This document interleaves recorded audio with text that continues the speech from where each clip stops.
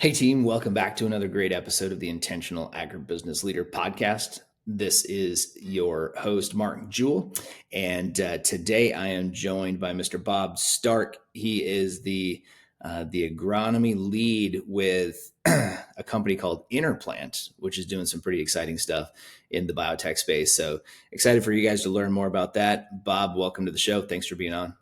Hey, glad to be here, Mark. Exciting, man. You get the same first question everybody gets. What's it mean for you to be intentional? When I think about being intentional, it's really about two things. It's really about having a vision and it's having a plan of how do you get to that vision. Oftentimes we've got people that are very visionary and they've got an idea, but if you're going to be intentional, you need to have a plan, you need to have steps, and you need to understand what kind of time frame we're talking about to get to that vision.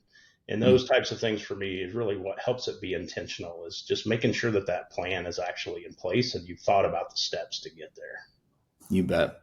Absolutely. Couldn't agree more, man. And you're in a space, you're in the startup space these days, working with some exciting technology to potentially help growers, help the industry, and talk to us. What's the vision and what's the plan for InnerPlant? Sure, absolutely. Happy to. As we think a little bit about InnerPlant, we're really a startup company based out of Davis, California.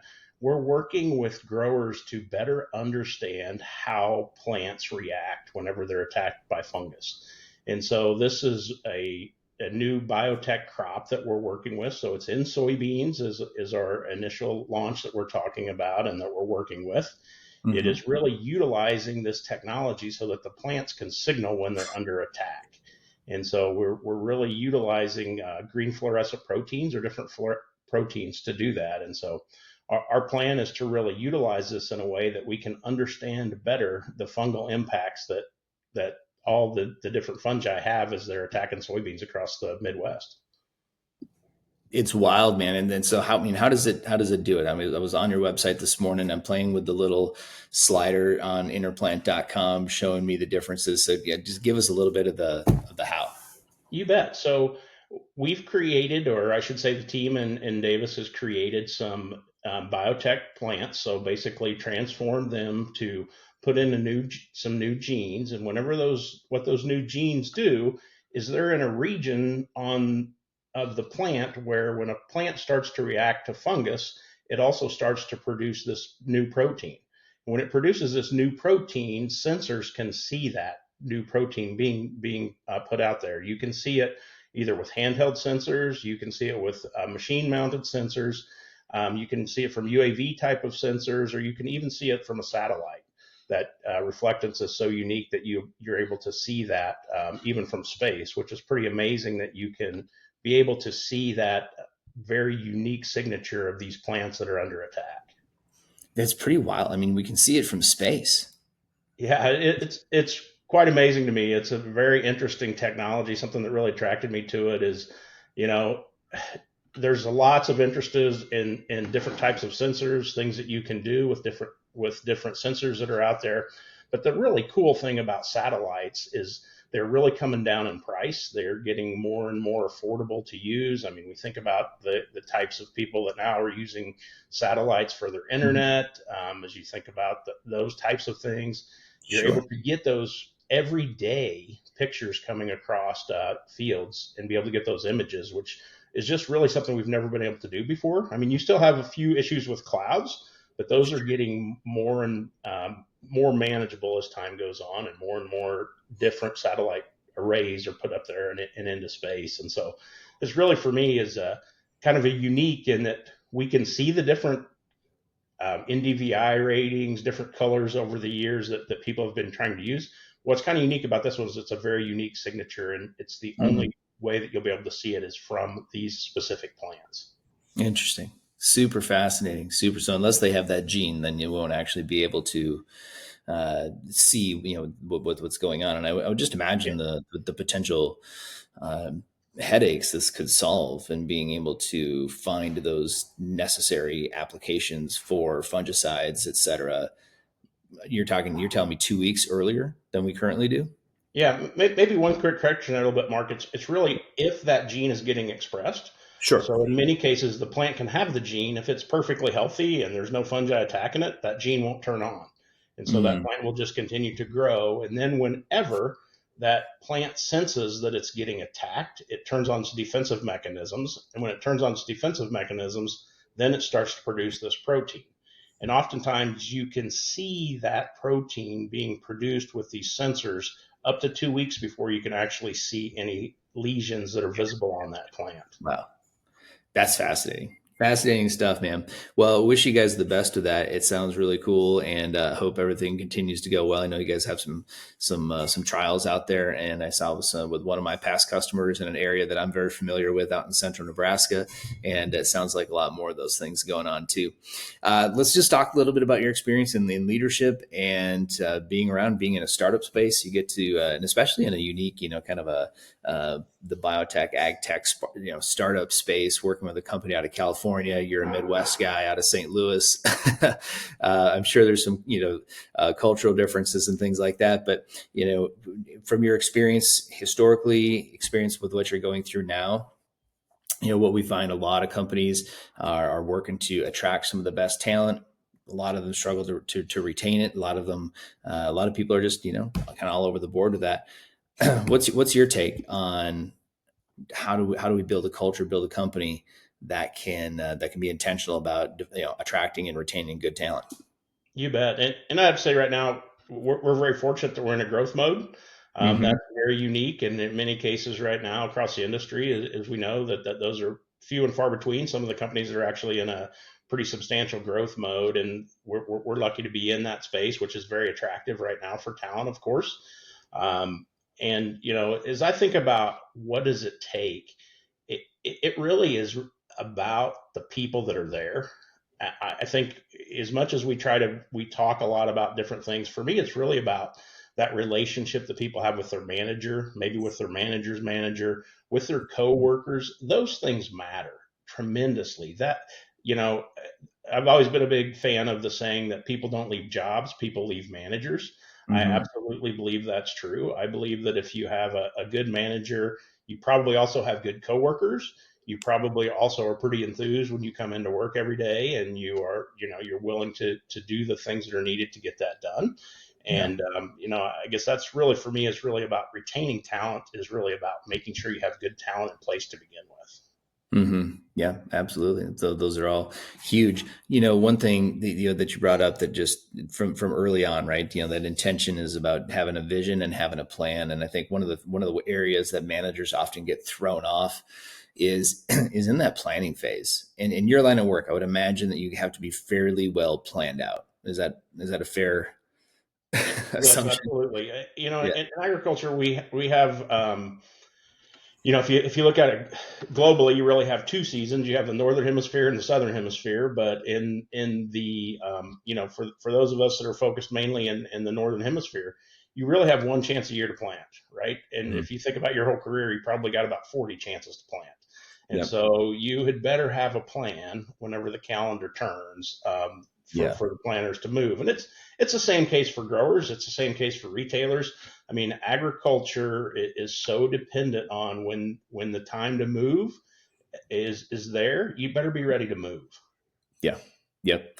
As you're talking, I'm reflective of one of our clients right now, who's his big celebration, his big win right now, as we go into the spring of 2025, is they've been so intentional about curating their culture, curating the environment, curating their talent, planning, putting systems and processes in place, et cetera, that right now, as the agronomy manager for this particular cooperative, he's actually focused almost entirely on 2026. Mm-hmm. Right? From a planning standpoint. That's rare. I don't talk to a lot of people that can say that. Most people are sitting here kind of nervous, right? Running for the fact that as we record this, it's the 7th of March in 2025 and spring's coming, right? Spring's popping up. I got flowers growing in my front yard here in North Carolina. And so that means it's coming fast, right? For those of you over in the Midwest. And so, I don't know who this person is that you're talking about, but I bet if you were to interview and talk to all the people that he manages, I bet they all really trust him, because he has put that trust in that he's focused on 2026. he knows that they're going to handle 2025. Right. And they are committed to that. They own that. Again, I don't know the person in particular that you're talking about, but I can surmise that I would guess that every one of them is they own 2025. Yeah. Yeah. And you're right. You're 100% right about that. And what I hope that does is people hear us share that and talk about this a little bit, is that I would like it to raise the bar in some people's minds, because many people have not even had the conscious thought lately that I could have a thought other than how to cover my butt for the next 90 days. Absolutely. Right. That's it.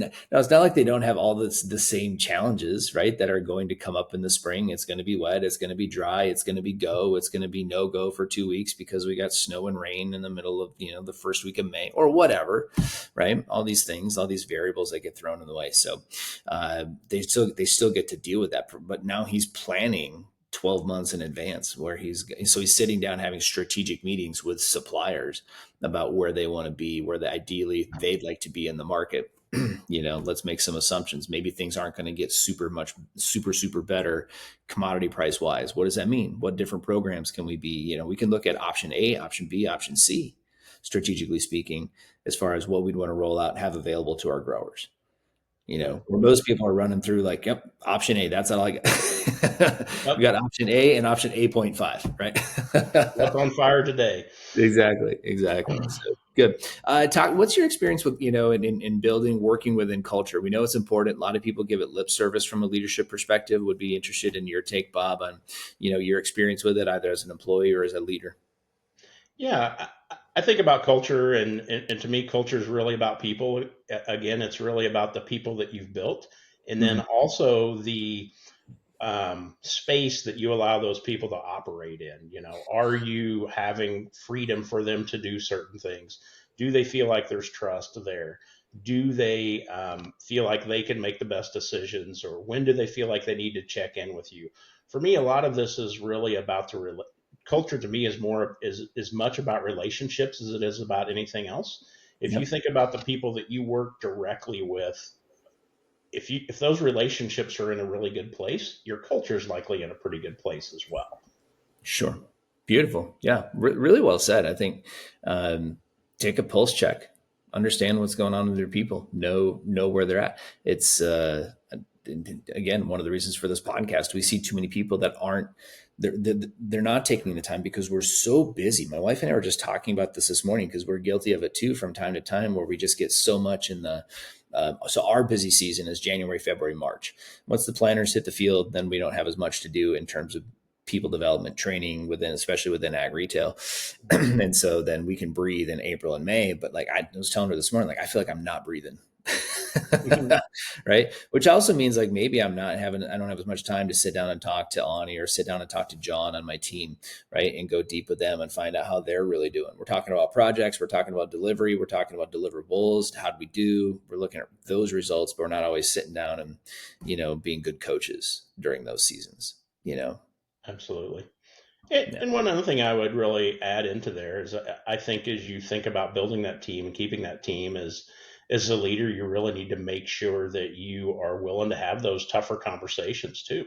Because if you do have that person on your team that's unhappy, even if they aren't really relating that to you directly, oftentimes you can feel that, and you need to understand, and you need to take and make sure that you're digging deep into those situations to make sure that, because if they're not happy, likely you're not happy, and oftentimes we just all look past that because we don't want to deal with it.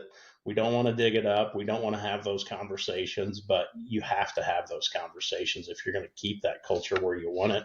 If you're going to keep that trust level high, because if that's there, if you feel it, others likely see it and feel it as well. Agreed, man. Like Danny Meyer, the founder of Shake Shack and a number of other really successful restaurants and a known culture builder, I've said it many times on the show before in the past, culture is like taking care of a newborn baby. You got to feed it 12 times a day, and when it craps its pants, you damn well better do something about it. Yep, absolutely. So that's what it is. When somebody else said, culture is what happened when Culture is what happens when your people get squeezed. Mm-hmm. You know, Very and good way to say it. yeah, we think about it, it's like, oh, it's this, and I'll bring up culture when I'm sitting down doing sales with executives, and we'll talk about culture. Like, oh yeah, we've got a mission and we've got a vision, or it's like, oh, it's just another thing on the wall. I'm like, you're right. If it is that, that's not your culture. That's what you have sat down one day and decided that you wanted your culture to be about. The next question is, were you intentional enough to actually implement that and hold people to the standard that is that, right? Absolutely. Because that last part of holding people to that standard, that's Mm-hmm. difficult, Mm-hmm. right? Because oftentimes it's easy to make excuses and say, oh, they were just having a bad day. Oh, Yeah. they'll be better next time. And you can let that fester, and it will Mm-hmm. only get worse. No, that's the feeding and the diaper changing part from Danny's quote. Yeah, absolutely. Absolutely. Good. Well, let's talk a little bit more about you. What's been one of the big challenges, Bob, over the course of your career that you've had to overcome? That was an interesting question as I think about that, and I know everyone had a unique experience for me, but or during the situation, but for me, this really was the COVID epidemic. It was a situation where I was in a large facility and we needed to keep operating, and Mm. so we really went into a 6 day a week, 10 days, 10 hours a day, split our teams in half, and really kept the organization functioning on bare minimum that we could, and Mhm. still we're able to only have half of our employees on site at one time. And Mhm. so it was really a challenging time just from an emotional standpoint, as well as just the sheer hours that were put in and that were put into place there, because we did happen to have a couple relatives with fatalities and other things that happened. And so it was really a lot of fear, a lot of anxiety. And as you talked earlier about, what is culture when people are really squeezed? If I think about Mhm. my career, that was as squeezed as it's ever been. I mean, we I had bet. people that were afraid to stand next to someone. And Mhm. that was a really, really challenging time to have a large number of folks that I would you still imagine. needed to get things completed. Yeah, man. I would cite the same time frame. That was a really rough go for us too, and yeah, I appreciate you sharing that because a lot of us think, especially in ag, a lot of people kept rolling. But when you put people into a large facility, confined facility, you get a lot of different personalities, a lot of different opinions, a lot of different people watching a lot of different news channels, and everybody's got their own flavor, right? Yeah. And that can be pretty challenging, I would imagine. Yep, and lots of That's different policies and rules that change in a couple days. yeah, yeah, exactly. It all happened so fast too, right? And it was like just boom, like it came out of nowhere. What's so that's the challenge. What's been the biggest win for you? I would have to tell you that, and maybe this is what I've enjoyed the most. I probably over the years have probably had about 20 people that I've brought on that it's their first job. They've just Hmm. got out of college. I really feel like those first 2 or 3 years are so formative in a person's career. As I get Hmm. it towards the later stages of mine, as you bring people on board and they're just out of school, how do they react with their coworkers? How do they see themselves fitting in? Those types of things. It's just been really a personally rewarding thing for me to see some of those people now in high leadership positions. Others that decided, hey, this isn't for me. I went back to the farm. I did. There's a lot of different paths that people choose, but being able to help them, that first couple years out of college there, say, hey, what do I want to do?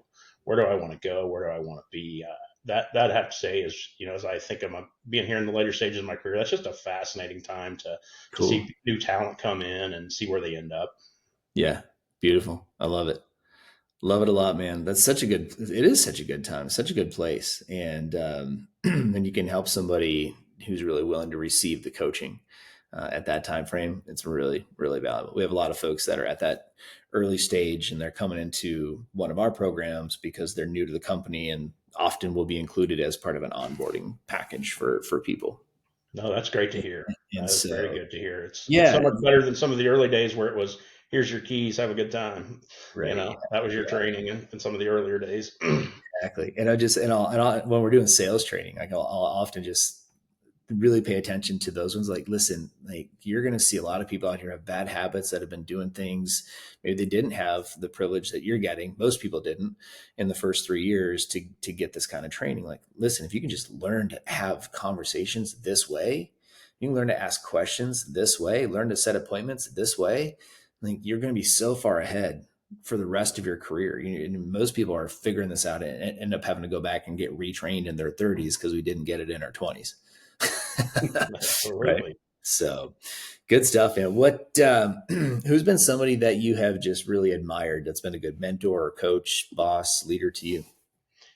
Several years ago, I had a direct manager. She was just a fantastic manager. One of the things I guess I felt like was really unique about her is she could do everything the technical with her eyes closed.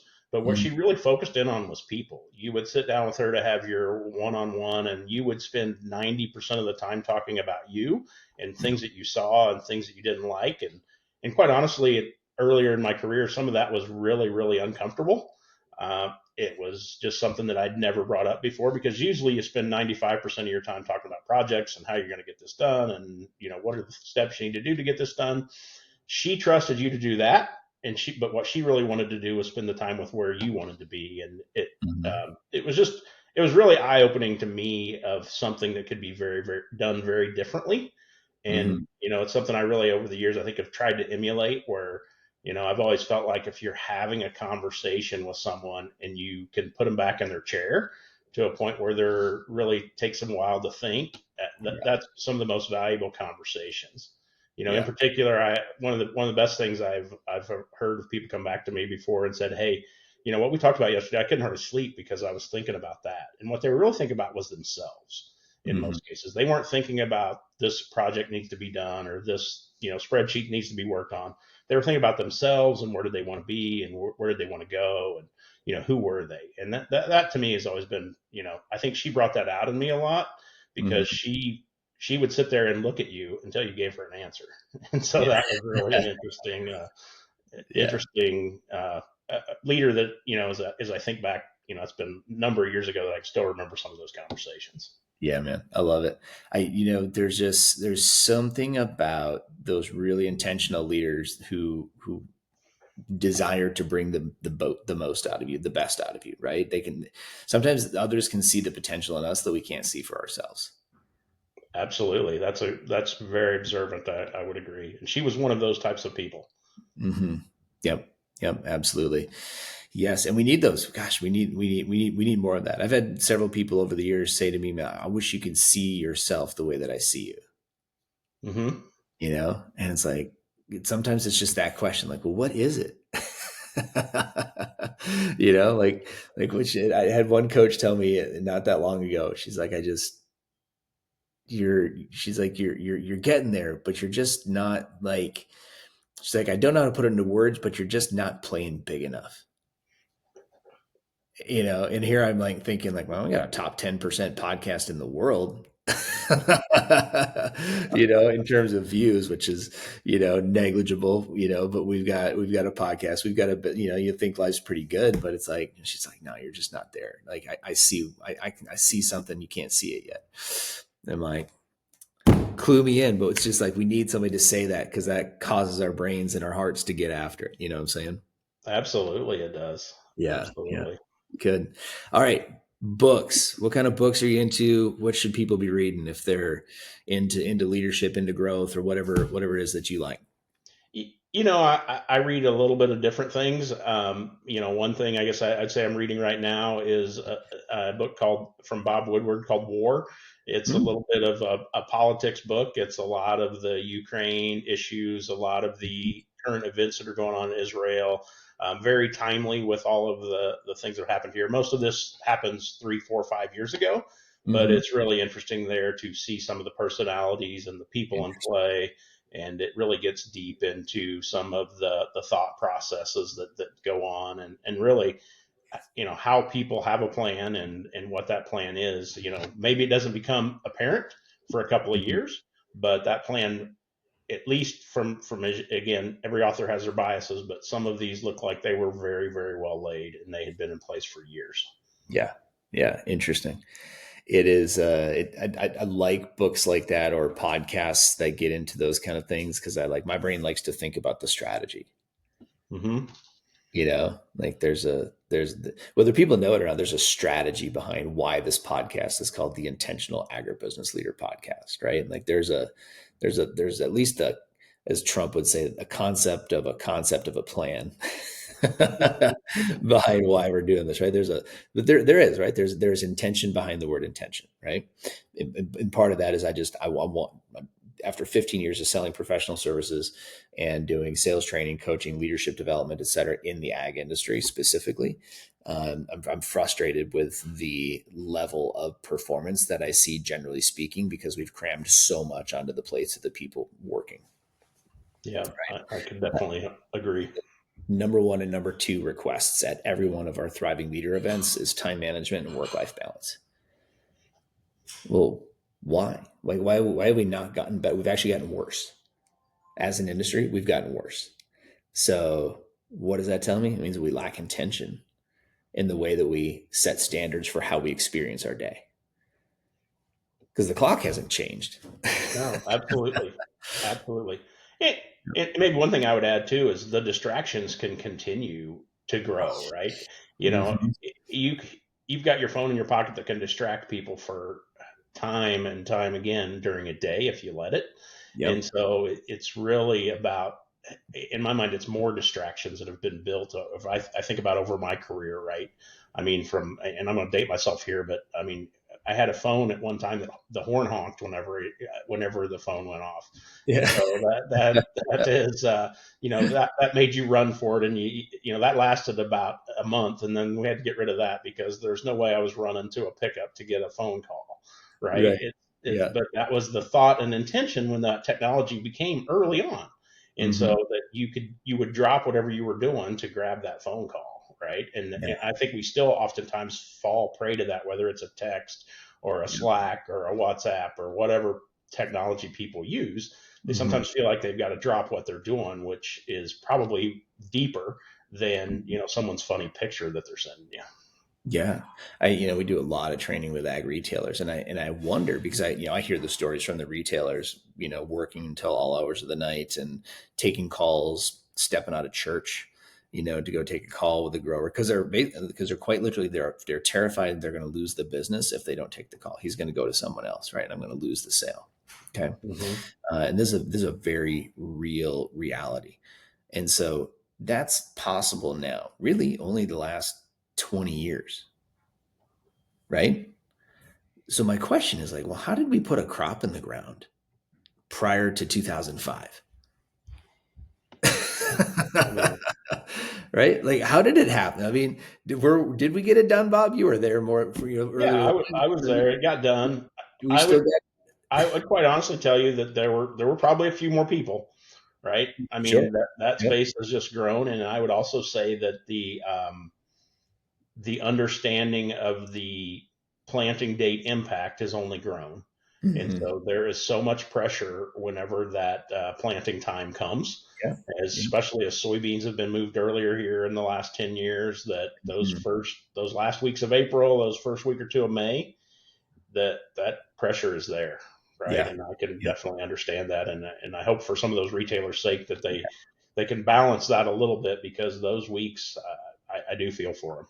Oh yeah, it is a real. In fact, my wife and I just did a podcast about that last week. Came out last Thursday on that very topic, which is how do you maintain communication with your family when those times hit?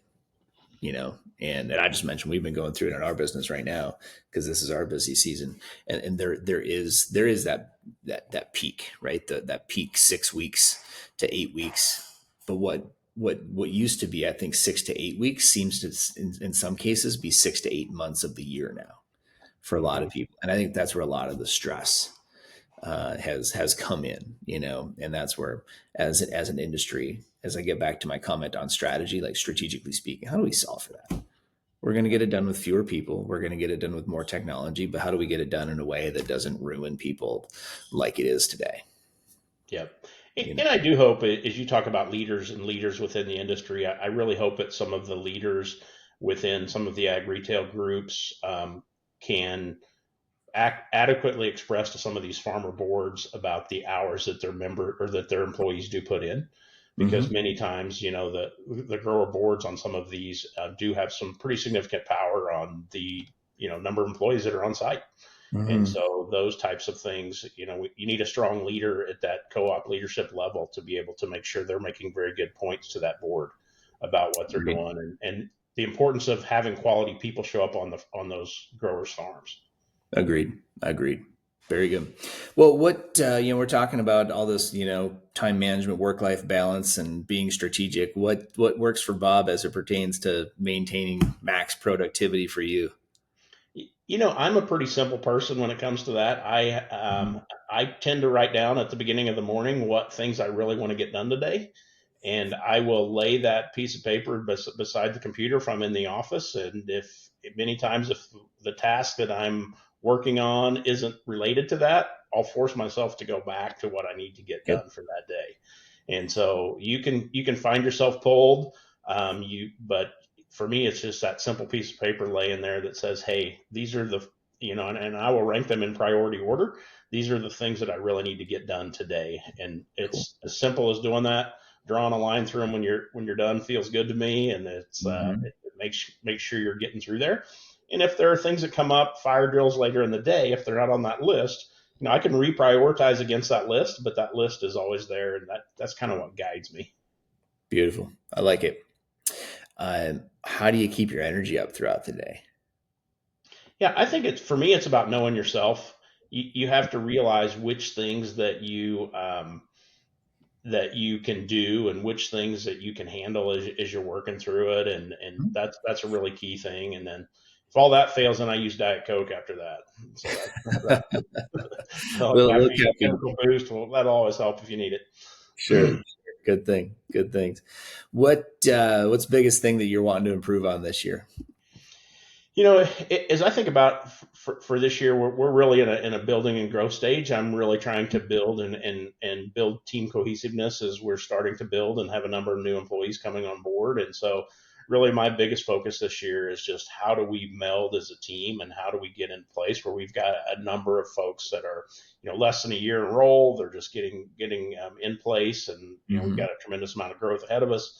How do we build that relationships? How do we build those people in such a way that they're going to be successful, and that we, keep those lines of communication open, and just make sure that we're always in a place where we get to a place of trust, Yeah. because it takes time to build that. And that's probably the thing that I'm working on most this year.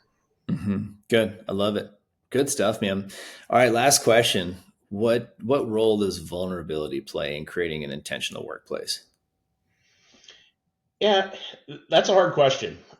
I really think as I think about being vulnerable, it's really about making sure that you're willing to share things that are happening in your life, things that Mm-hmm. understanding things that happen in your employees' lives, and many of those things. As I think about being vulnerable in that space, unfortunately, some of those things are really tough, right? I mean, we learn things about our employees that, maybe their parents are having health issues, maybe they're having health issues, maybe they've got children's issues. There's all these things that play into people's lives. And so for me, that is just making sure that you're in a place where they're willing to share that type of stuff with you, and being vulnerable enough to share those types of things that are going on in your own life with your coworkers. And it gets to a place then where you're built on a place of trust. And when they call you, that they say, hey, I know we've had this meeting on the calendar for 3 weeks, but I can't make it because of this. Mm-hmm. Everybody's good, right? That's not a problem. But it really helps you to be intentional over time. That if you're intentional about knowing your employees, they will be intentional about helping you, and being able to grow over time as Mm-hmm. you all build that relationship. You bet. I like it. Anything you can do to create that culture. We don't have to go into the, solving, trying to do marital counseling and stuff like that. That's not where I'm going with this question. It's like, how do you create a space within which people can thrive, right? And be able to have a little bit of support. I just did a coaching call with a lady the other day who, got a negative performance review, okay, on the heels of going through a tough time in life, and Hmm. did not feel safe sharing within her own work environment that her mother had passed, did not feel safe sharing how that was impacting her and some of the things that she was having to continue in supporting her dad after that time frame, through that time frame. Like, these are life things. Like, we can't separate life from work that well. You know what I'm saying? It's like work-life balance is not keep one separate completely from the other. And so she ends up in a corrective, constructive criticism, constructive situation with her boss, because she was probably being a little bit short with her coworkers going through that time frame. Hmm. And like, it could have all been solved. I said, why didn't you have the conversation? She just said, I didn't feel comfortable sharing that. And that's a story that we can help people through, right? As intentional leaders, we can create that space where then it's like, hey man, like, if you need to take a beat, like, take a beat. we have Absolutely. we have a sales leader from one co-op right now. His goal for this year, one of his goals anyway, is to increase the amount of PTO that people actually use. Hmm. Because you get a lot of these guys, especially in the boomer and Xer generations, who just don't take it. They feel bad. They actually feel bad being away from work, and so they don't go fishing. Exactly. Right, or on vacation with their wife or something, right, or their husbands or their kids. So I grew up in one of those households. We had one vacation in all of the years that in the house that I grew up in. Road trip to the Black Hills, 3 days out and back.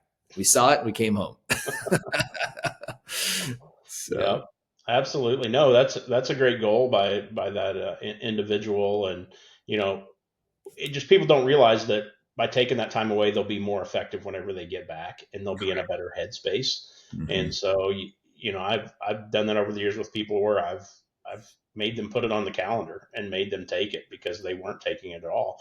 And Hmm. then, as a leader, the other thing I think we really have to do, and I've known some situations of this, is I think you have to build a policy there where you can't carry so much of that over, because then people will go ahead and take it. Because I mean, I Yeah, personally have known of people that have had months of that for over the years. They've just built it and built it and built it, right? yep. On It's like a that savings. magical day when they retire, they're thinking they're going to get paid for 2 more months, which they probably could. I understand that, but that there's so much of their life is going to run past them before they get to that stage. Correct. Yeah, could not agree more.